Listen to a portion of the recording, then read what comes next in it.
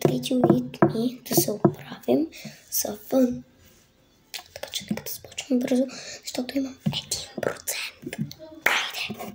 Хора, първо започваме с косата. Отваряме моя шкаф и вътре виждаме моите неща.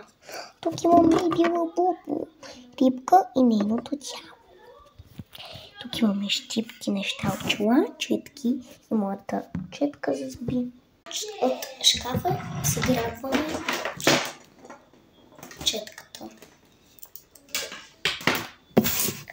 Окей, така, след като взехме четката, да се срещам. Трик-трак, трик-трак, трик-трак, барабум. Окей, трик-трак, барабум е готово. Моята коса е срязана и готова. Продължаваме с грима. Окей. Така, първо с очертаване на устните ще вземам оливена страна. Опа.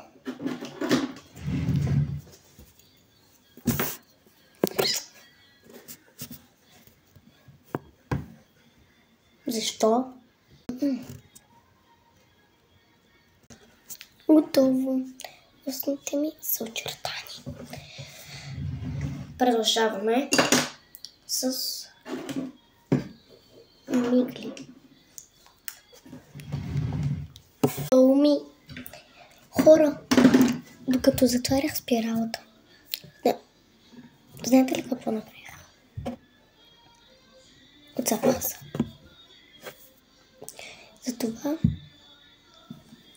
така ще се оправяме с мръсни ръце, но въпреки аз ще си ги измия.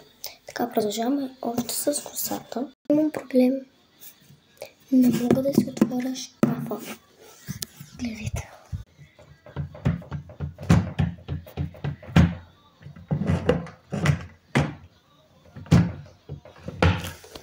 Какво ще правим сега? Ще измисля нещо. Отворих си шкафа най-накрая.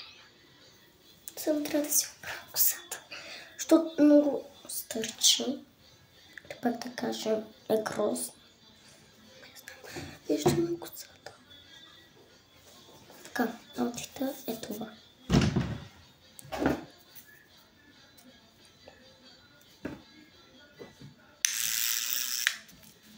Окей. Чансле, бака.